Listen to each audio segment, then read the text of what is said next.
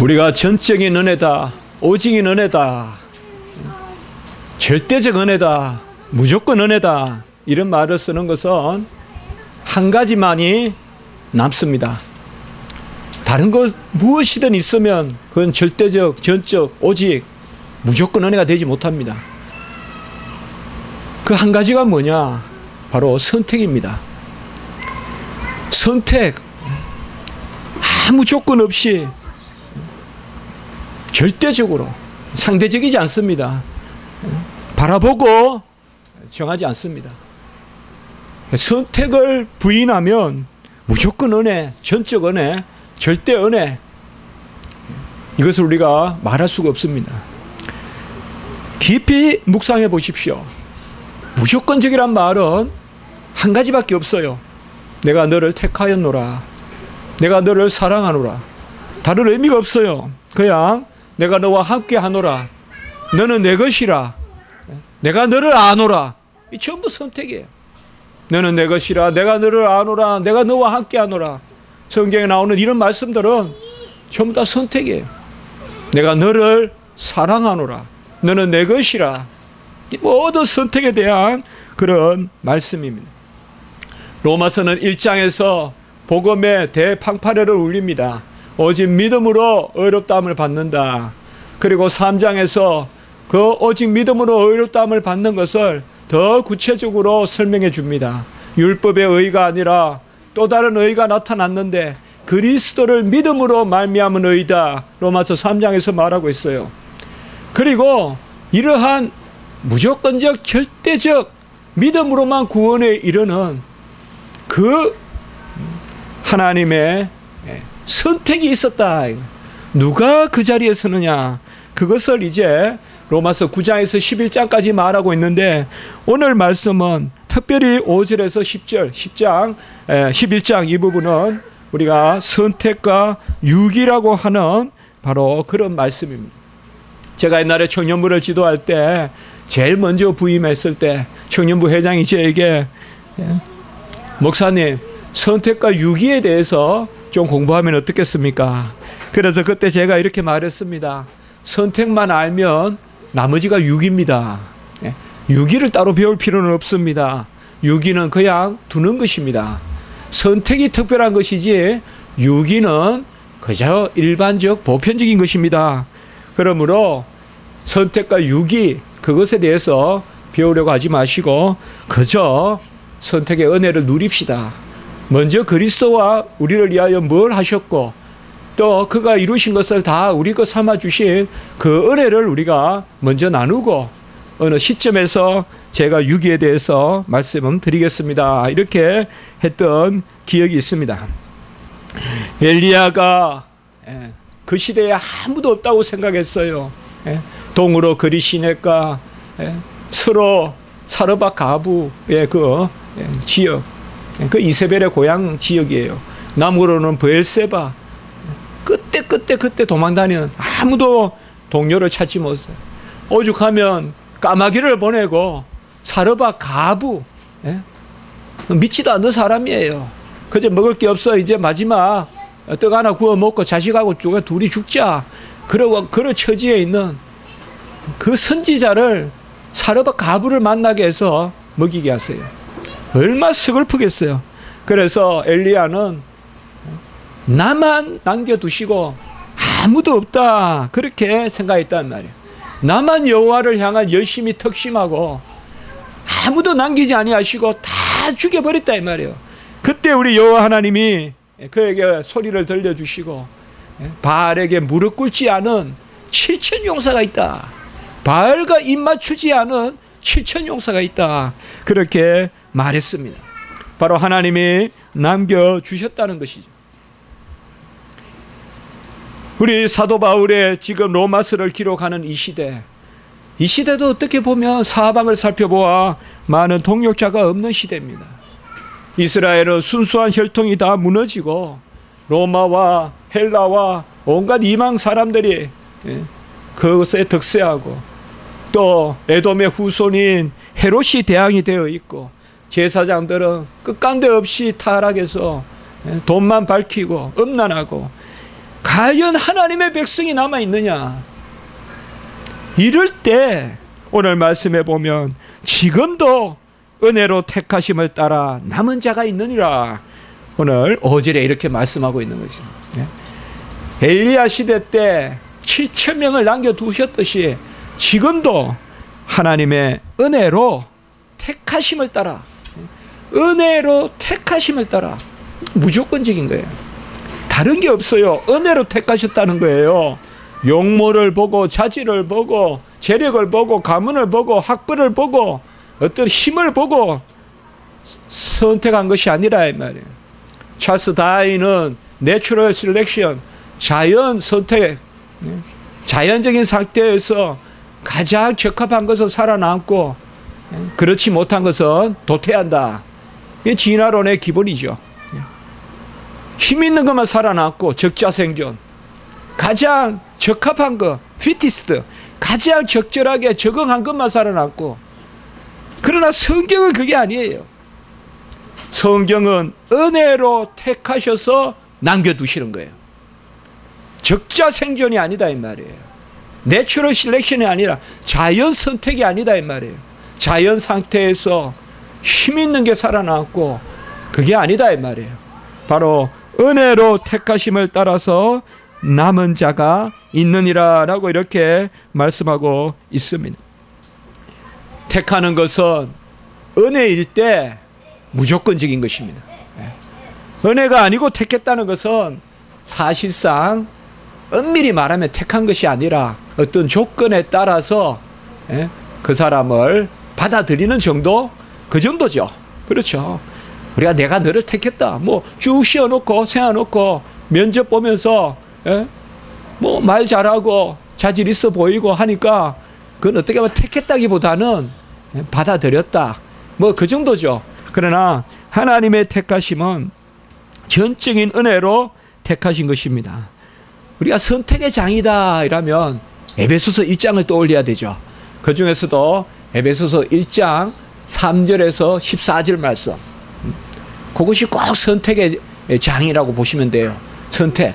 그게 보면 하나님이 창세전에 삼위일체 하나님이 세 가지를 정하셨다. 만물을 짓기도 전에, 인간을 창조하시기도 전에 세 가지를 정했는데, 첫째는 구속자, 구원자를 정하시고, 둘째는 구속 방식 혹은 구원 방식을 정하시고, 셋째로는 구원 백성 혹은 구속 백성을 정했다. 우리 성경에서 구원, 구속은 같은 말이라고 보면 됩니다. 그래서 세 가지를 정했다. 우리는 보통 한 가지만 많이 이야기하죠. 택함 받은 백성을 정했다고만 하는데, 누구 안에서? 그리스도 안에서 어떻게 하여 그가 우리를 대신하여 죽으심으로 택함을 받는 거죠. 그래서 세 가지를 정한 것이죠. 구원자는 그리스도로 정하셨어요. 언제? 창세전에. 그래서 그리스도 안에서의 선택, 에베소 1장 4절. 그리고 구원의 방식은 대속의 방식이에요. 대속이니까 그가 우리의 자리에 오셔서 우리의 죄를 대신 지고 우리를 대신하여 사망의 값인 그 죄의 값인 사망의 형벌을 치러야 돼요.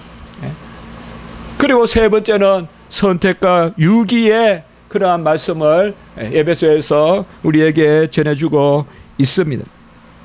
왜 하나님이 우리를 선택했느냐? 왜 하나님이 우리를 선택했느냐? 특별히 에베소 1장 3절에서 14절의 말씀에 보면 하나님이 그의 백성을 무조건 선택하셨다. 여러분, 성경에 기뻐하셔서, 뜻하셔서, 원하셔서 이런 말이 나오면 그게 무조건적이라는 뜻이에요. 우리도 왜 저에게 이렇게 잘해주세요? 아이, 그저 즐거웠어요. 뭐 부모가 그렇게 하는 거죠. 하나님이 무조건적으로 선택했다. 성경에는 무조건적이란 말은 안 나와요. 그러나 기쁘신 뜻대로 즐거워하사 내가 이를 즐거워하노라. 이게 무조건 뜻이에요. 다른 이유가 없다 이 말이에요. 그리고 내가 이를 원하노라. 원하심, 기뻐하심, 뜻하심, 이런 게 무조건적 선택이에요. 이 말이 에베소서에 많이 나온다 이 말이에요. 사도 바울이 옥중에서 에베소 교인들에게 우리가 어떻게 선택을 받았느냐, 하나님의 기뻐하신 뜻에 따라 그가 우리를 구원하시기를 원하심으로 무조건적으로 선택하셨다. 그래하여 우리를 어떻게 하시려고, 에베소 1장 3절에 보면 신령한 복으로 복을 주시려고 우리를 선택하셨다. 신령한 복으로 복 주신다. 이것은 하나님의 나라를 유업으로 주시기 위하여 우리를 선택하셨다. 그리고 4절과 5절에 보면 거룩하고 흠이 없는 자녀를 삼으시려고 우리를 선택하셨다. 왜 우리를 선택했느냐? 무슨 객사에 나그네를 드리는 것이 아니라 집에 자녀를 드리는 것이다, 이 말. 집에 자녀를 드리기 위해서 거룩하고 흠이 없는 자녀를 삼으시려고 우리를 선택하셨다. 그리고 우리를 왜 선택하셨냐? 에베소 1장 8절에 보면 지혜와 총명을 넘치게 하시려고. 지혜와 총명이 뭡니까? 제1지혜, 제1총명이 뭐예요? 여호와를 아는 지식, 하나님을 아는 지식. 그리하여 여호와를 인정하고 그의 뜻을 분별하여 그의 뜻을 즐거워하고 그의 뜻대로 살고자 하는 지혜와 총명을 충만하게 하시고, 그리고 에베소 1장 10절에 보면 그 백성들을 하나로 묶으시기 위하여, 여기에 바로 남은 자 사상이 나오는 거예요. 우리를 무조건 선택하시며 이 땅에서 선택하신 것은 단지 하나로 예롭게 두시는 것이 아니라 백성들을 하나로 묶어서 곧 교회를 삼으시려고 우리를 선택하셨다. 우리 교회는 참 아무리 생각해도 너무 감사하고 너무 즐겁습니다. 여러분, 10,000명이 소풍 가면 재밌겠어요? 이렇게 20명, 10명이 소풍 가야 재미있죠. 우리 교회는 다 소풍 가기 좋다. 천삼백 시인이 뭐 소풍 갔다 했는데 그 아슬한 어스름 그 기슭에서 놀고, 그 어스름 기슭에서 어떻게 10,000명이 놀겠어요? 우리 제가 보면 참 너무 감사해요. 우리를 선택하신 것은 바로 그 백성이 하나 되게 하려고, 이 땅에 소풍을 보내셨는데 하나 되게 하시려고 우리를 선택하셨다. 그리고 에베소 1장 11절에 보면 한 기업으로 삼으시고. 왜 우리를 즐거워해서 선택하셨느냐? 한 기업, 기업이란 말은 바로 유산, 바로 상속자를 뜻해요. 우리를 하나님 나라의 상속자를 삼으시려고. 그리고 마지막에 왜 우리를 선택했느냐? 항상 성경은 이것이 궁극적인 목적이죠. 그저 주시는 바 은혜의 영광을 찬미하게 하려 하시려고. 이건 에베소서에서 3번이나 이야기하고 있어요. 6절, 12절, 14절에. 왜 하나님이 우리를 무조건 선택하셔서 남겨두셨느냐? 신령한 복을 주시고 거룩하고 흠이 없는 자녀를 되게 하시고 여호와를 아는 지혜와 총명이 넘치게 하시고 그 백성을 하나로 묶어 교회를 삼으시고 한 상속자, 한 기업으로 우리를 두시고 궁극적으로는 은혜와 영광을 찬미하게 하려고 우리를 선택하신 것입니다. 토기장이가 그의 주권을 좇아서 어떤 것은 이렇게, 어떤 것은 저렇게 만드는 것이죠.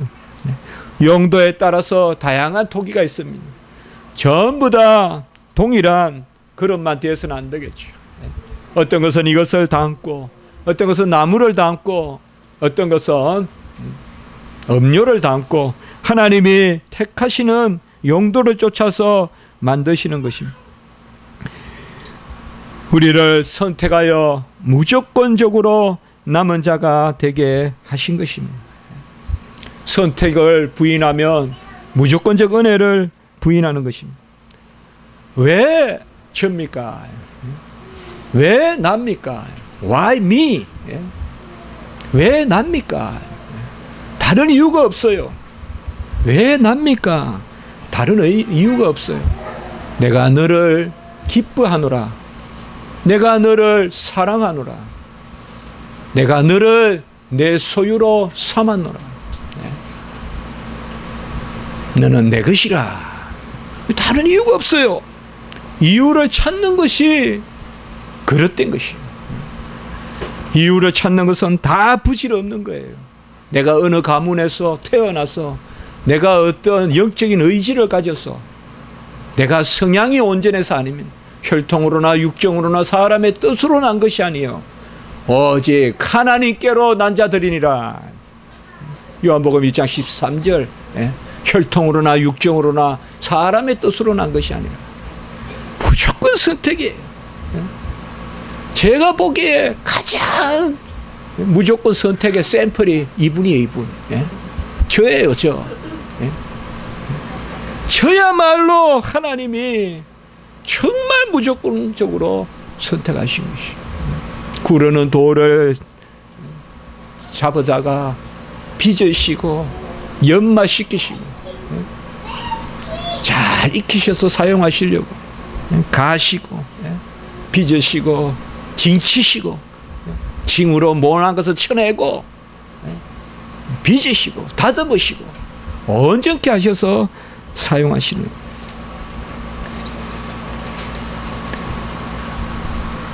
교회에는 은혜에 대한 증거만 있지 공로에 대한 자랑은 없습니다.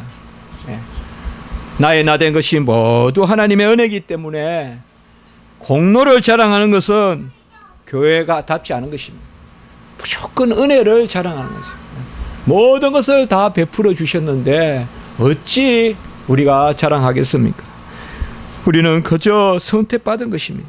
무조건적으로 예수 그리스도 안에서 선택받아서 함께 상속자 되고 함께 약속에 참여하는 자 되고 함께 지체가 되는 에베소 3장 6절 그 자리에 우리가 서게 되는 것입니다. 우리가 주의 일을 하고 또 간혹 직장에서 보면 정말 믿는 자가 있는가, 또 제대로 하나님을 섬기는 자가 있는가, 그런 질문을 던질 때가 많습니다. 엘리야와 같이요. 그러나 보이는 것이 아닙니다. 사람의 모습을 보고 하나님이 선택했다면 이 땅에는 없겠죠. 또 어떤 직장에는 없겠죠. 어떤 가족에는 그런 가족은 믿을 수 없을 거야 생각하겠죠. 그러나 하나님은 에서가 아니라 야곱을 택했습니다. 에서가 훨씬 뛰어나요. 훨씬 용맹스럽고 훨씬 자립심도 강하고 먹을 것을 잡아올 수 있는 에서예요. 고대의 힘은 덕이에요. 힘이 있어야 덕이 있는 거예요. 그렇게 본다면 야곱은 덕스럽지 않은 사람이에요. 힘이 없고 그저 주방에서 어머니가 주는 음식이나 받아 먹고. 그러나 야곱의 한 가지 장점은 뭐냐? 택하심을 받은 거예요. 에서는 미워하고 야곱은 사랑했다. 무조건적으로 남겨두시는 것입니다. 오늘 6절에 보면 은혜로 된 것이기 때문에 행위로 말미암지 않는다는 것입니다. 은혜는 부르심이요, 은혜는 선택하심이요, 은혜는 그가 먼저 사랑하심입니다. 아가페, 절대적인 사랑을 먼저 베푸시는, 그가 찾아오시는 것입니다. 사마리아 여인을 찾아오고 그라사 강인을 찾아가시고 맹인을 찾아가시고.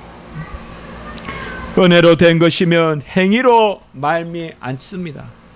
행위이든지 은혜이든지 양자택일이지 어저중간한 것은 없습니다.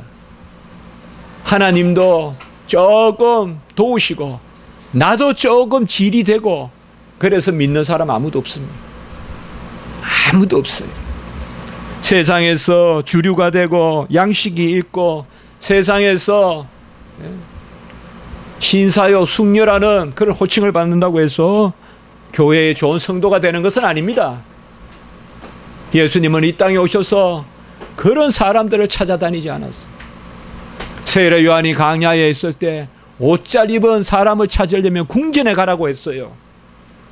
세례 요한을 만나러 가려면 광야로 나가라. 무슨 말입니까? 교회는 바로 그런 것입니다.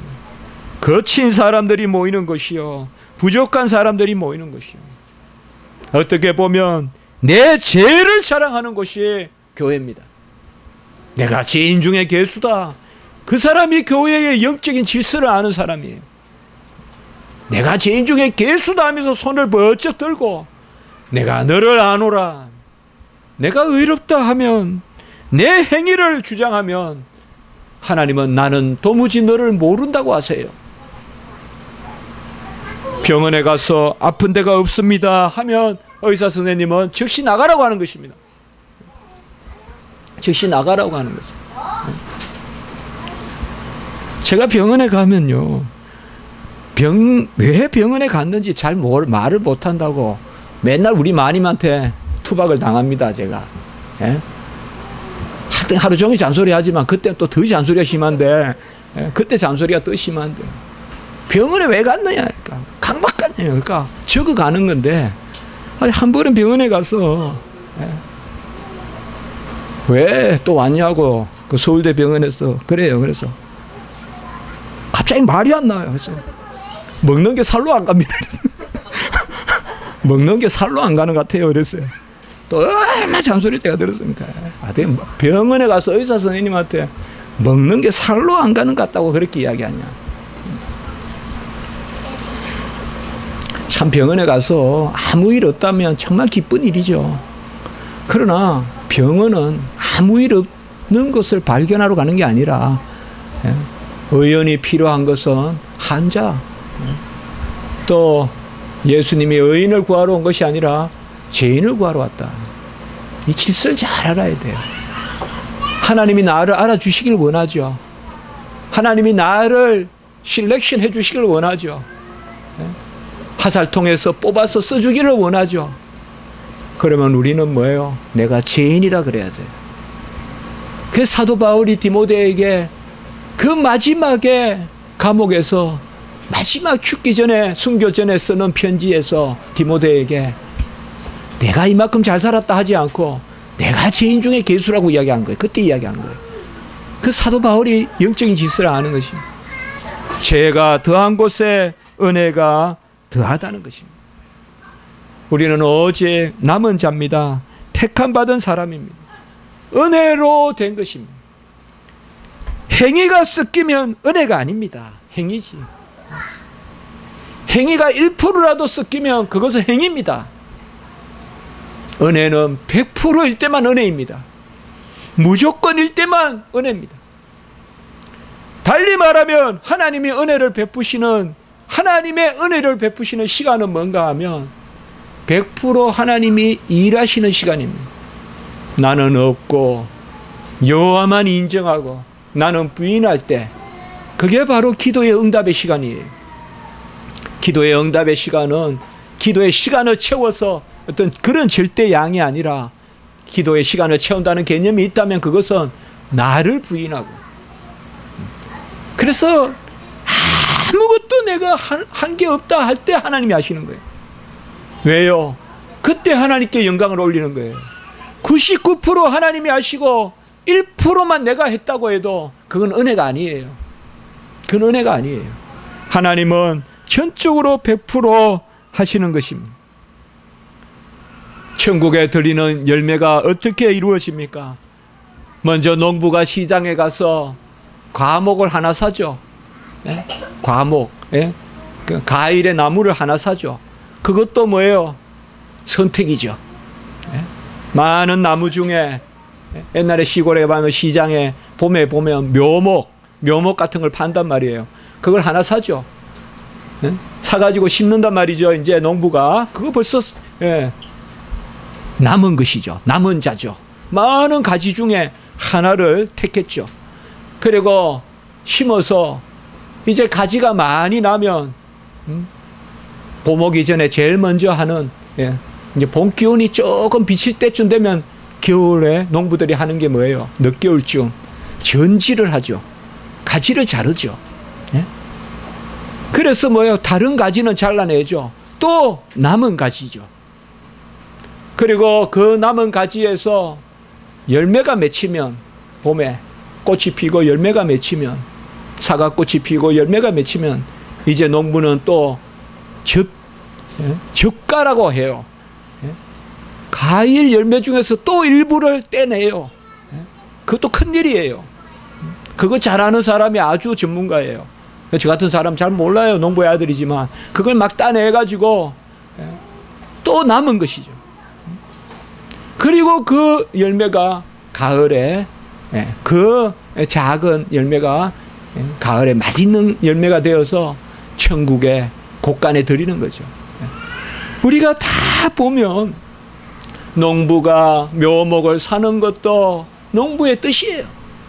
농부의 뜻대로 그 묘목을 사서 그것을 농부가 심고, 그리고 가지를 자르는 것도 농부가, 또 즙과 여러 과일이 막 점점이 붙어 있어서 떼내야 된단 말이에요. 그래야 아주 튼실한 과일이 열린단 말이죠. 그것도 또 뭐예요? 남은 거지.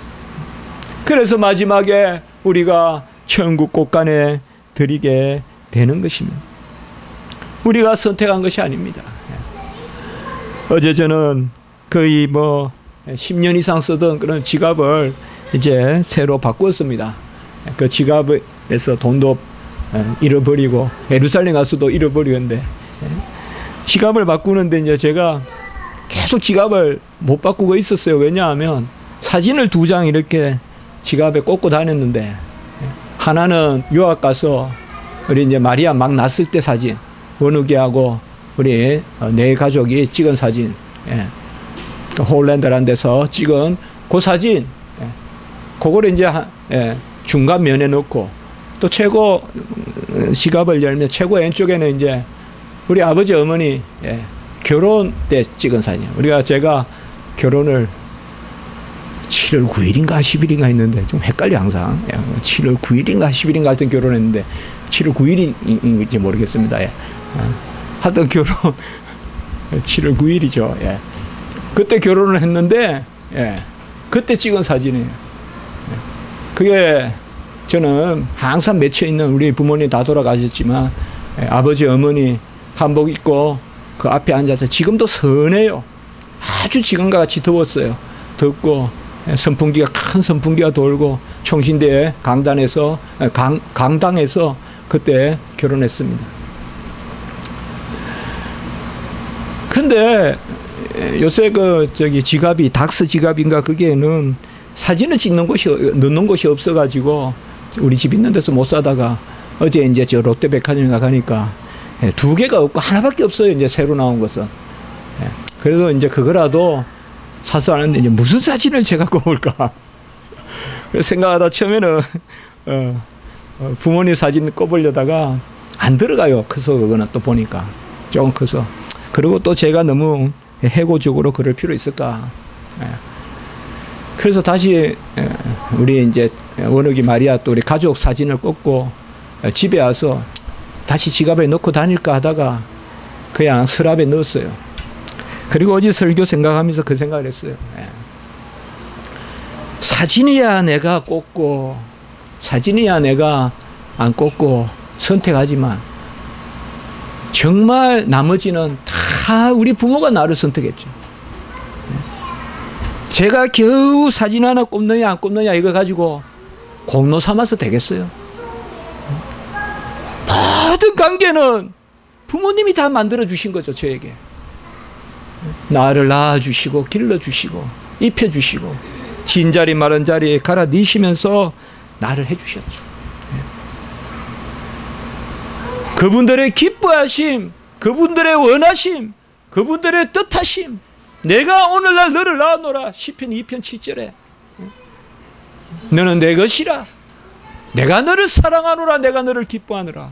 내가 너로 인하여 기쁨을 이기지 못하고. 바로 내가 선택한 게 아니죠. 우리는 겨우 부모를 추억하는 사진을 꼽내야 마느냐 그러면서 무슨 참 불효자는 그럴 때 애안이 많죠. 하나님이 우리를 무조건 선택하셔서 택하심으로, 은혜로 택하심으로 우리를 자녀 삼으시고, 그리고 믿음을 선물로 주셔서 에베소 2장 8절 우리가 그를 믿고 그의 자녀가 되고 무엇이든 구하면 얻게 하시는 하나님의 자녀의 영을 주신 것입니다. 그런데 이렇지 못한 사람들이 있다는 거예요. 그게 오늘 7절에서 10절까지에 나오는 말씀이에요. 네.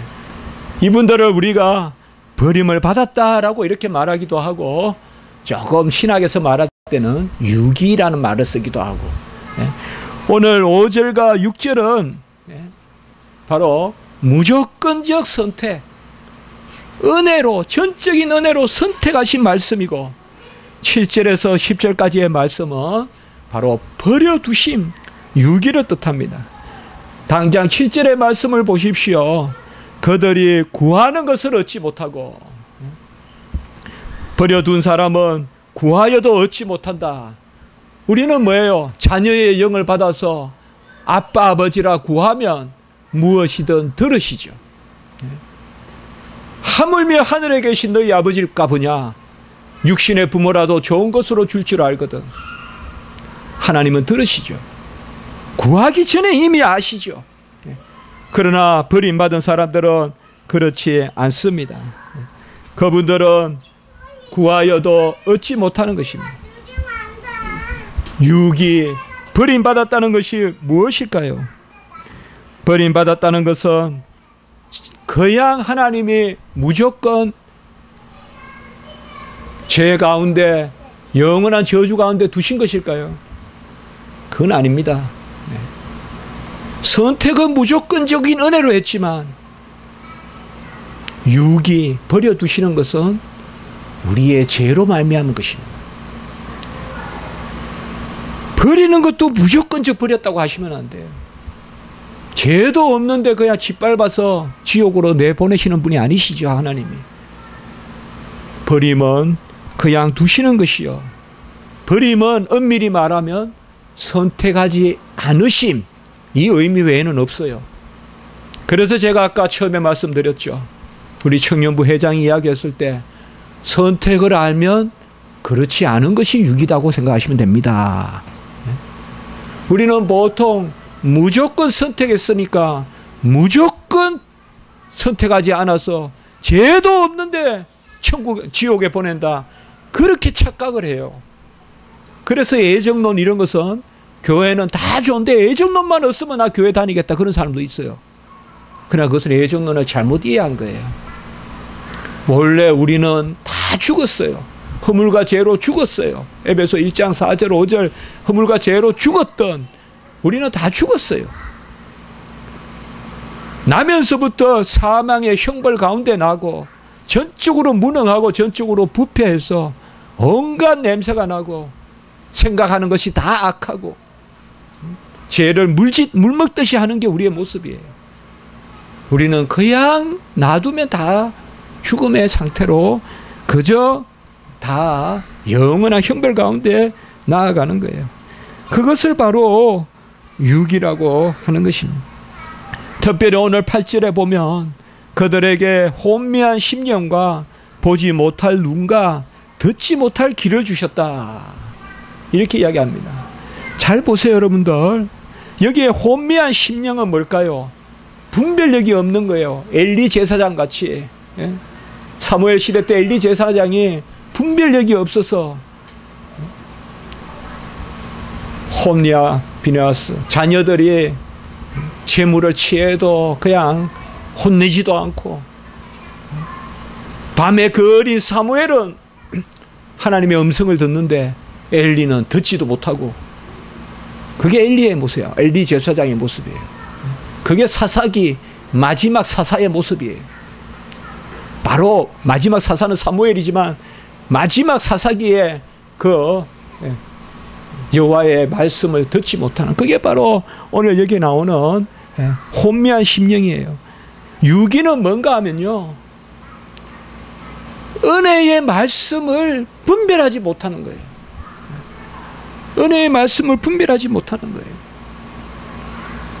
아무리 좋은 것으로 하나님이 채워줘도 가을에 그 참 만경강에 우리 김 집사님 계시지만 그 김제의 그 평강, 만경 평야, 그 김제 평야 그 또 영산강의 호남평야 그렇게 산출이 많아도, 부산의 김해평야 그렇게 산출이 많아도 분별을 못하는 거예요. 잘 아셔야 돼요, 여러분들. 버려두셨다 해도 하나님은 일반적인 은총도 너무나 많이 베풀어 주시는 거예요. 해마다 풍년이 들게 하시고, 씨를 요만한 거 심으면 엄청나게 하시고, 옥수수 하나 심으면요 한 동네가 먹어요. 얼마나 하나님이 많이 나게 하시는지 몰라요. 옥수수 하나를요, 씨를 받아가지고 심으면요, 제가 신학교 들어가기 전에 보니까 2개를 심었는데 동네 전부 다 먹고도 남아요. 그만큼 하나님이 해주셔도 여호와를 인정하지 않는 거예요. 하나님이 없다라고 하는 거예요. 이게 혼미한 심령이에요. 그래도 하나님은 또 기회를 주시고 기회를 주세요. 그게 버림받았다는 뜻이에요. 여호와를 인정하지도 않고 감사치지도 아니하고, 로마서 1장 27에 우둔하여져서, 그 다음에 뭐예요? 보지 못할 눈이고 영안이 어두워졌어요. 보지 못해요.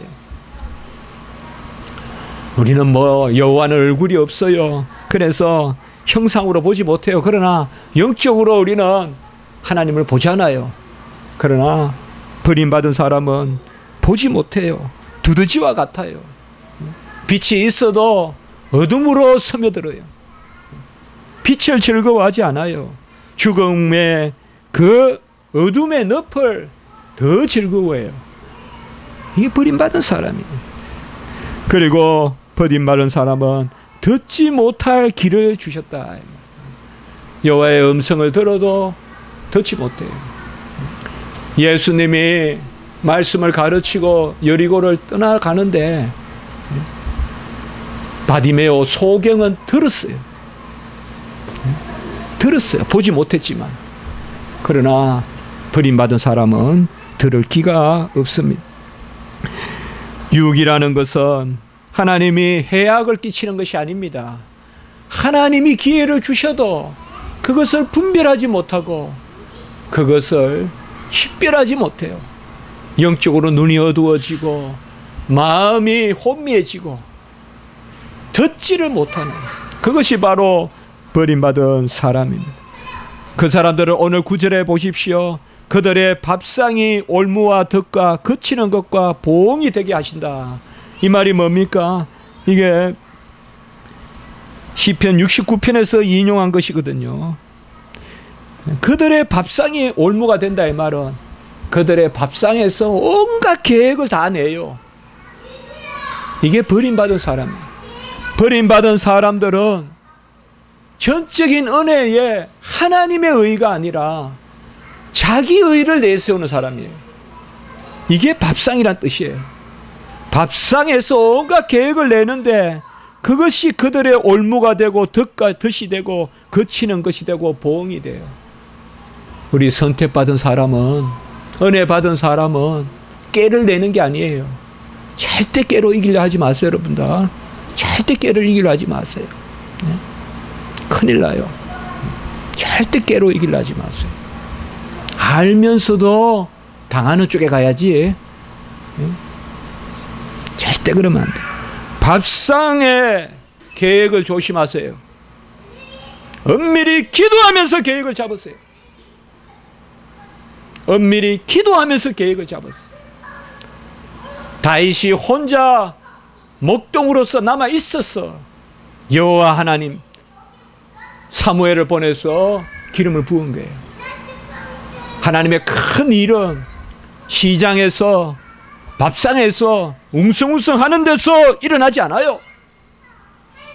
하나님의 전적인 은혜는 엄밀히 베푸시는 하나님의 역사 가운데 일어나요. 그리고 10절에 보면 그들의 눈은 흐려보지 못하고, 그들의 눈이 흐려서 식별하지 못하게 하소서. 이 말은 뭐예요? 그들은 눈을 빨리빨리 돌려요. 싹싹싹싹 보면서 가장 빨리 쫓아가서 먹을 거 취하고, 그들의 눈을 흐리게 하시라. 시편에 보면 이 부분이 어떻게 되는가 보면요, 저희 평안이 덫이 되게 하시고 이렇게 돼 있어요. 세상에서 평안하다 평안하다, 넓은 길 넓은 문으로 가는 그것이 넓은 덫이 되게 하소서, 그렇게 나와 있어요. 시편에 보면. 여러분, 우리 성도님들은 소위 대세를 쫓아가서 사는 게 아니에요.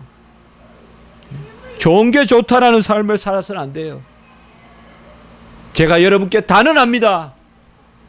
말씀대로 사는 자에게는 애매한 고난이 따릅니다. 어찌 목사님이 저래 말씀하십니까? 고난 없다라고 기도하면서 주의 종에게는 고난 없다고 이야기해야지 어떻게 저래 하십니까? 그 진리를 알아야 우리가 큰 복을 누립니다. 큰 복을 누리려면 영적인 질서를 알아야 돼요. 영적인 질서는 뭐냐? 좁은 문, 좁은 길로 가야 여호와 하나님이 큰 결실을 맺는.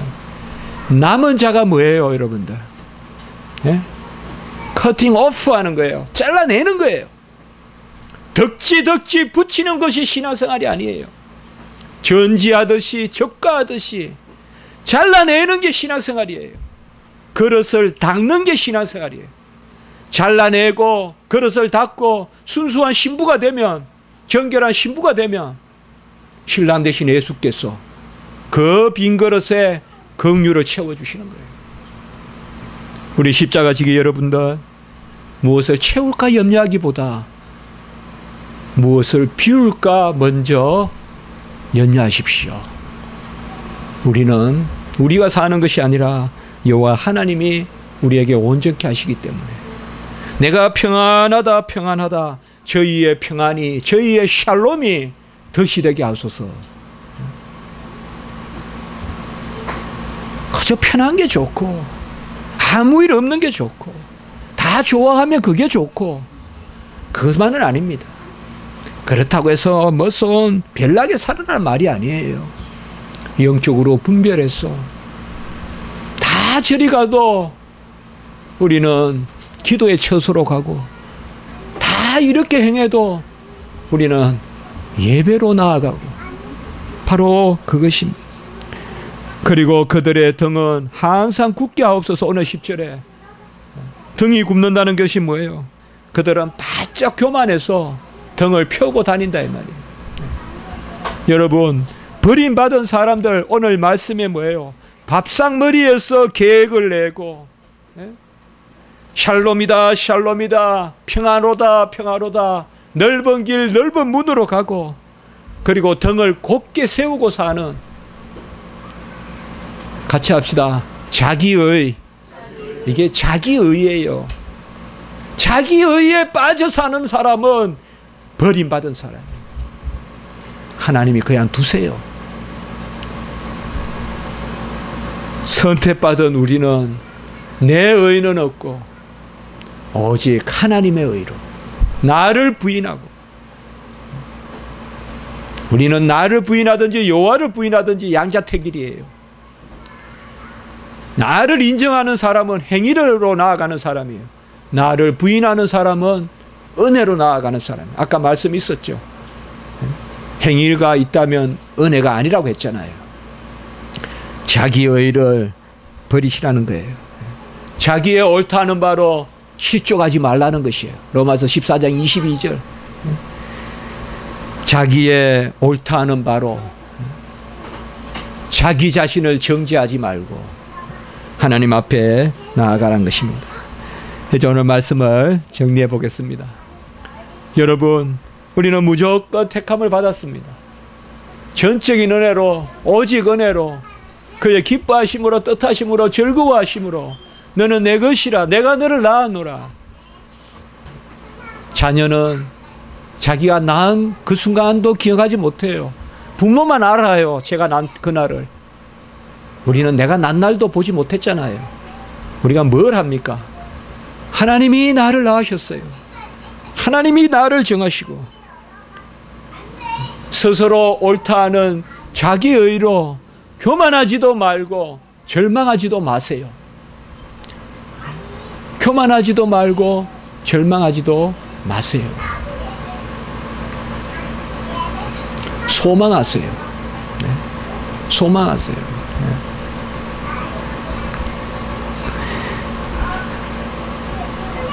소망과 불평은요, 종이 한 장 차이예요. 소망과 불평은 종이 한 장 차이예요. 제가 이제 양재천을 걸어가면서 그 생각을 해봤어요. 소망과 불평은 종이 한 장 차이예요. 야, 비가 오고 왜 이렇게 물이 넘치냐? 에? 아이고, 비가 왜 이렇게 올까? 불과 며칠 전만 해도 왜 비가 안 올까? 그건 불평이죠. 그러나 흙탕물이 흘러가도 곧 맑아지겠지. 그건 소망이에요. 그 어투 하나의 불평이 되고 어투 하나의 소망이 돼요.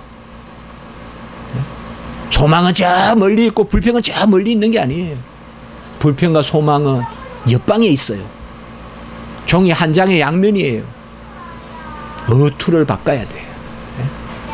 에이, 뭐 이렇게 비가 많이 왔을까? 이건 불평이에요. 아, 비가 오니 좋다. 저 물이 곧 맑아지겠지. 소망과 우리는 오직 은혜로 내 의를 버리고 교만하지도 말고 절망하지도 말고 오직 하나님께 모든 것을 맡기고 그를 즐거워하고 그를 기뻐하는 그런 은혜가 있기를 주님의 이름으로 축복해 봅니다. 기도드리겠습니다. 거룩하고 자비로우신 하나님 아버지, 무조건 절대적 전적 오직 은혜로 저희들 택하여 주시고 자녀 삼아 주시고 기쁨을 이기지 못하시고 먹을 것 입을 것 채워주시고 내가 너를 낳았도다 하물며 하늘에 계신 너희 아버지께서 좋은 것으로 채우지 아니하시겠냐. 모든 말씀 저희들에게 응하게 하시니 감사를 드립니다. 하나님, 지금 우리가 헤아려 슬퍼하고 헤아려 좌절하고 헤아려 아버지여 교만한 것이 있다면 다 버리게 하시고 오직 은혜만 헤아리게 하시고 오직 아버지여 하나님의 은총만 찬미하는 저희들이 되게 해 주시옵소서. 우리 모든 십자가 지기 성도님들 붙들어 주시고 하나님의 무조건적 은혜를 받아 싸우니 그 가운데 날마다 자라가는 우리 성도님들 되게 해 주시옵소서. 우리 김은진 전도사님 불쌍히 여겨주시고 한량은 은혜 가운데 인도하여 주시며 오늘 이 말씀에 응하게 하시고 그를 택하여 기뻐하신 가운데 세워 싸우니 하나님이여 그로 말미암아 여호와의 영광의 역사가 나타나게 하시고 온전케 하시고 회복시켜 주시고 낫게 해 주시옵소서. 구주 예수 그리스도 이름으로 감사하며 기도드리옵나이다. 아멘.